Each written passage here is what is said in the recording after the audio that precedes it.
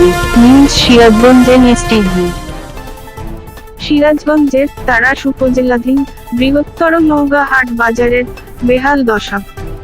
এমনকি হাট বাজারের রাস্তার মাঝখানেও জমে থাকে পানি, যার ফলে হাটে আগত জনসাধারণের অনেক সমস্যার সৃষ্টি হচ্ছে। এই কারণে হাটে লোকজন সংখ্যাও কম আসছে বেশ কিছু দিন ধরে।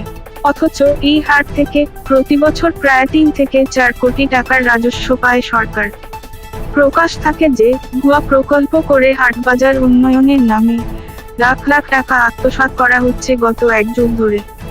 এই ব্যাপারে বিভাগীয় কমিশনার সহ সংশ্লিষ্ট কর্তৃপক্ষের জরুরি হস্তক্ষেপ কামনা করছে সাধারণ জনগণ। সিরাজগঞ্জের সকল খবর সবার আগে জানতে চোখ রাখুন এনএসটিভি নিউজ সিরাজগঞ্জ।